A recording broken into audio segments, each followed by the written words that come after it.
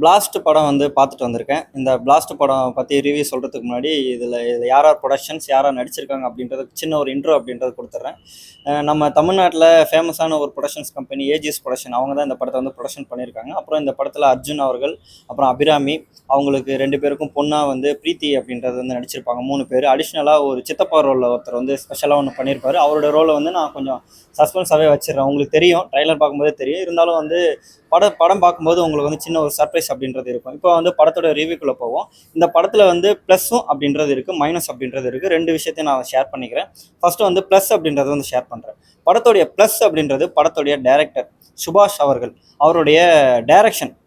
இந்த படத்தில் டைரக்ஷன் வந்து பார்த்தோன்னா ரொம்ப சூப்பராக இருக்குது. ஒரு துளி இடத்துல கூட வந்து லேக் அடிக்கல அப்படின்றது. ஏன்னா படம் கிட்டத்தட்ட ஒரு 2.5 மணி நேரம் அப்படின்றது போகுது. படத்தில் ஒரு பாட்டு கூட இல்லை. இது ரொம்பவே வந்து ஆச்சரியமான ஒரு விஷயம். அப்புறம் அர்ஜுன் அவர்கள் வந்து தொடர்ந்து வந்து ஹீரோ ரோல் அப்படின்றது வந்து பண்ணுறதில்ல. இந்த மாதிரி ஒரு ஆக்டர், அப்புறம் ஆக்ட்ரஸ், அப்புறம் இந்த மாதிரி சக நடிகர்களை வச்சுட்டு ஒரு படம் எடுக்கிறது, பெரிய ப்ரொடக்ஷன்ஸ் கம்பெனியில் எடுக்கிறது, அதை வந்து ஸ்க்ரீனில் எடுத்துகிட்டு வந்து ப்ரெசன்ஸ் பண்ணி ரிலீஸ் பண்ணுறது அப்படின்றது ரொம்ப பெரிய கஷ்டம். அவர் இதுக்கு மாதிரி படம் பண்ணியிருக்காரா அப்படின்றது தெரியல. யார்கிட்ட அசிஸ்டன்ட் டேரக்டராக ஒர்க் பண்ணியிருக்காரா அப்படின்றது வந்து எனக்கு தெரியல. பட் அவருக்கு இது டெபியூட் மூவி அப்படின்றது வந்து நான் நினைக்கிறேன். படம் வந்து ரொம்ப பிரமாதமாக கொடுத்துருக்காரு. ஒரு பெரிய ஹீரோக்கு வந்து எப்படி ஸ்கிரிப்ட், அப்புறம் வந்து ரைட்டிங், அப்புறம் ஸ்க்ரீன் பிளே அப்படின்றது பண்ணியிருப்பாங்களோ அந்த அளவுக்கு வந்து ரொம்பவே வந்து சூப்பராக கொடுத்துருக்காங்க படத்தில். அதுக்கு அடுத்த ப்ளஸஸ் வந்து இந்த படத்துடைய ஆக்ஷன்ஸ், ஃபைட் மாஸ்டருக்கு வந்து ரொம்பவே வந்து ப்ளஸ் கொடுக்கணும் அப்படின்றது. நம்ம அர்ஜுன் அப்படின்ற சொன்னாலே ஆக்ஷன் கிங் அப்படின்ற சொல்லுவோம். ஏன் ஆக்ஷன் கிங்னா, ஒரு காமெடியாக ஒன்று சொல்லணும்னா வடிவேல் அவர்கள் வந்து சொல்லுவார், அவன் பாட்டு அடிச்சிருந்தா ஒரு மூக்கு முகரோட கையோட ரத்தமோட போயிருக்கோம், நீ வந்து யூட்டர்ன்லாம் போட்டு வந்து இந்த டேப்லலாம் உடச்சிட்டியே, இது நியாயமா அப்படின்ற மாதிரி வடிவேல் வந்து அர்ஜுன் அவர்களை ஒரு படத்தில் சும்மா ஒரு காமெடிக்காக சொல்லியிருப்பார். அந்த மாதிரி தான் ஆக்ஷன் கிங் அப்படின்றது. அவர்கிட்ட ஹியூமரும் இருக்குது, அதே மாதிரி ஃபேமிலி ஆடியன்ஸோட கெப்பாசிட்டியும் இருக்குது, அதே மாதிரி ஆக்ஷன் ஹீரோக்கான எலமெண்ட்ஸ் வந்து பக்காவாக இருக்குது. அது வந்து இந்த படத்தில் ரொம்பவே வந்து சூப்பராக ஹேண்டில் பண்ணியிருக்காங்க. படத்தில் காமெடி போர்ஷன்ஸ் அப்படின்றது கொஞ்சம் வந்து குறைச்சல் தான். காரணம் ஏன்னா இந்த கதைக்கு வந்து காமெடி போர்ஷன்ஸ் அப்படின்றது ரொம்ப அதிகம் அப்படின்றது தேவையில்லை. இது ஒரு கமர்ஷியல் ஒரு ஆக்ஷன் மூவி தான். ஆனால் ஆக்ஷனுக்கு வந்து ரொம்பவே வந்து இம்பார்ட்டன்ஸ் கொடுத்துருக்காங்க. 3வது அடிஷ்னல் வந்து யாருன்னா கேமராமேன்.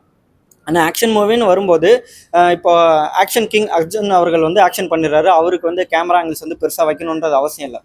அபிராமி அவங்க வந்து ஆக்ஷன் பண்ணியிருக்காங்க. இந்த படத்தில் பொண்ணா நடிச்சு இந்த பிரீத்தி அவங்க வந்து ஆக்ஷன் வந்து பண்ணியிருக்காங்க. ஸோ அவங்களுக்குலாம் ஆக்ஷன் வைக்கணும் அப்படின்னா அவங்க வந்து லேடி, அர்ஜுன் மாதிரி பட்டுலாம் ஆக்ஷன் பண்ணிட முடியாது. ஸோ அதுக்குன்னு ட்ரெயின் எடுத்திருப்பாங்க. ஸோ அப்புறம் கேமராமேன் வந்து இதுக்கு நிறைய வந்து உழைக்க வேண்டியது இருக்குது. கேமராமேன் வந்து ரொம்ப சூப்பராக வந்து உழைச்சிருக்காரு இந்த படத்துக்கு. அடிஷ்னலாக அதுக்கு அடுத்த ப்ளஸ் வந்து இந்த படத்துடைய மியூசிக் டைரக்டர், அவர் பேர் வந்து ரவி.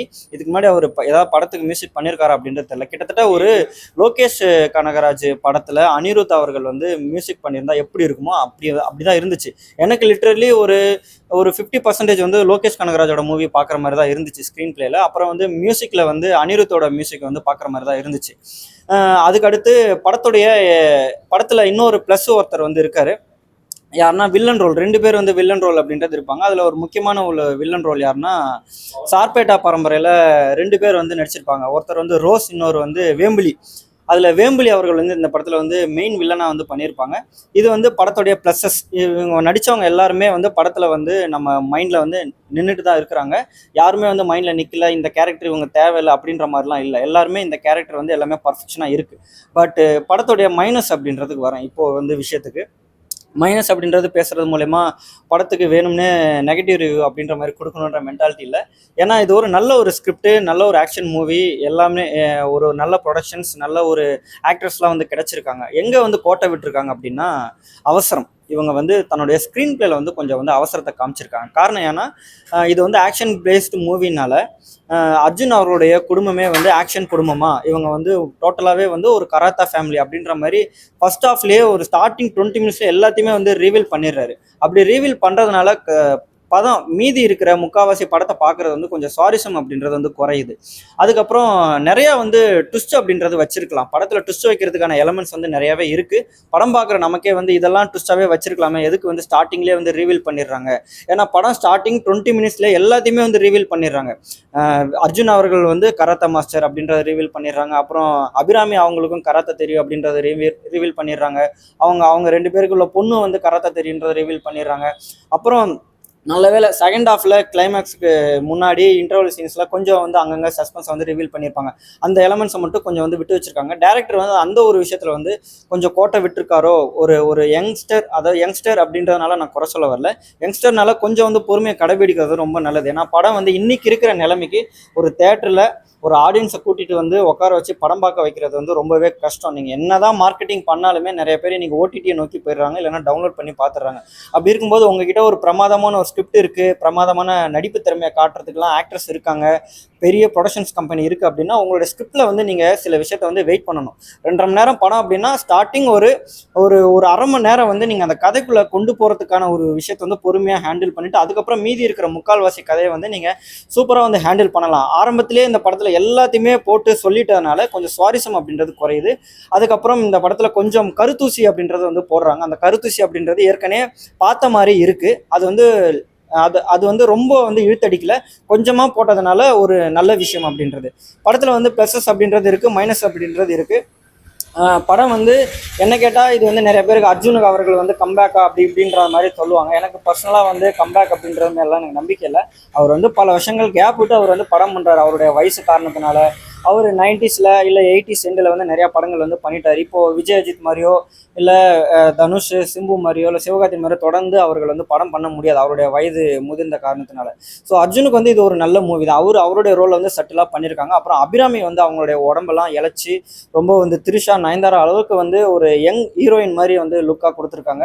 அவங்களும் வந்து சூப்பராக ஹேண்டில் பண்ணி இந்த கேரக்டர் வந்து சூப்பராக சக்ஸஸ்ஃபுல்லாக கொடுத்துருக்காங்க. அப்புறம் அவங்களுக்கு பொண்ணாக நினச்ச பிரீத்தி, அவங்க வந்து நிறைய படத்துல கிளாமர் ரோலுக்கு தான் வந்து யூஸ் பண்ணியிருக்காங்க. இந்த படத்துல கொஞ்சம் துளி கூட வந்து ஒரு அவங்க கிளாமர் ரோலுக்கு அப்படின்றத யூஸ் பண்ணாம வெறும் அழகு காட்சி, கிளாமர் காட்சி அப்படின்ற மாதிரிலாம் இல்லாம ஒரு ஒரு அவங்களுக்குன்னு ஒரு கேரக்டருக்கு முக்கியம் கொடுத்து இது ஒரு ஆக்ஷன் பேஸ்டு மூவி அப்படின்ற ஒரு முக்கியம் கொடுத்து வந்து படத்தை வந்து மூவ் ஆன் பண்ணியிருக்காங்க. அதுக்கு வந்து ரொம்ப சூப்பர் ப்ளஸ். படத்தில் வல்காரிட்டி அப்படின்றது இல்லை, அது ஒரு மிகப்பெரிய ப்ளஸ். படத்தில் தேவையில்லாத பாட்டு அப்படின்றது இல்லை, அது ஒரு மிகப்பெரிய ப்ளஸ். படத்தில் வந்து மியூசிக் வந்து மிகப்பெரிய ப்ளஸ். படத்தில் வந்து ஸ்டார்டிங் ஒரு ஒரு ஒரு ஒரு அரை மணி நேரம் தான் வந்து கொஞ்சம் கிரிஞ்சு, கொஞ்சம் அவசரப்படுறாங்க அப்படின்ற மாதிரி, கதைக்காக அவசரப்படுறாங்களான்னு தோணும். ஆனால் மீதி முக்காவாசி படம் அப்படின்றது வந்து உண்மையிலேயே பர்ஃபெக்டாக வந்து கொடுத்துருக்காங்க. ஒரு லோகேஷ் கனகராஜ் படம் நீங்கள் வந்து பார்த்த மாதிரி ஒரு குட் ஃபீல் அப்படின்றது இருக்கும் படத்தில். இன்னொரு மிகப்பெரிய ப்ளஸ் வந்து டைரக்ஷன்ஸ், அப்புறம் மியூசிக் சொல்லிட்டேன், அப்புறம் வந்து அர்ஜுன் அவர்கள் சொல்லிட்டேன்.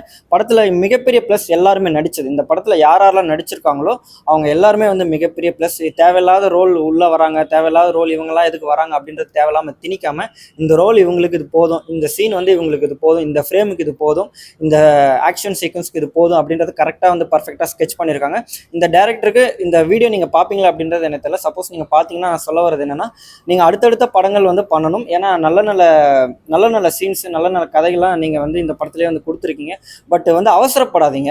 ஒரு 2.5 மணி நேரம் நீங்கள் படம் அப்படின்னா வந்து 30 நிமிஷம் வந்து கதைக்குள்ளே கொண்டு போகிற விஷயத்த வந்து நீங்கள் பாருங்கள். மீதி ஏன்னா படம் வந்து பார்க்க வரவங்க அரை மணி நேரம் கழிச்சு அவங்க ஒன்றும் எங்கேயும் ஓடிட போகிறதில்ல. மீதி முக்கால்வாசி படமும் வந்து தேட்டரில் உட்காந்து தான் பார்க்க போகிறாங்க. ஸோ அந்த வந்து மீதி கதையை வந்து அவங்க பார்ப்பாங்க, கண்டிப்பாக பார்ப்பாங்க அப்படின்றது. நீங்கள் அந்த மாதிரி விஷயத்தும் ஜென்சி கிட்ஸுக்கு பிடிக்கிற மாதிரி சில எலமெண்ட்ஸு, பாட்டு கொஞ்சம் அடுத்தடுத்த படங்களில் வந்து கொஞ்சம் வந்து இம்ப்ரூவ் பண்ணிக்கோங்க. இது வரைக்கும் கொடுத்த விஷயம் வந்து ரொம்பவே சூப்பராக இருக்குது. இன்னும் அடுத்தடுத்த படங்களில் வந்து நீங்கள் இன்னுமே இம்ப்ரூவ் பண்ணிக்கிறது வந்து என்னுடைய தாழ்மையான வேண்டுகோள். தேங்க்யூ. ஃபைனலி இந்த படத்துக்கு பாயிண்ட் அப்படின்றது 10க்கு ஒரு 7.5 அப்படின்றத தருவேன். கொஞ்சம் வந்து ஏன் மீதி பாயிண்ட்ஸ் அப்படின்றத தரலன்னா, கொஞ்சம் ஆல்ரெடி கொஞ்சம் படத்துடைய ஸ்டார்டிங்கில் வந்து கொஞ்சம் அவசரப்பட்டிருக்காங்க. அந்த மாதிரி விஷயத்துக்காக நான் கொஞ்சம் மைனஸ் பாயிண்ட்ஸ் அப்படின்றது கொடுத்துருக்கேன். மற்றபடி படம் வந்து ஓவராலாக சூப்பராக இருக்குது. தேங்க்யூ.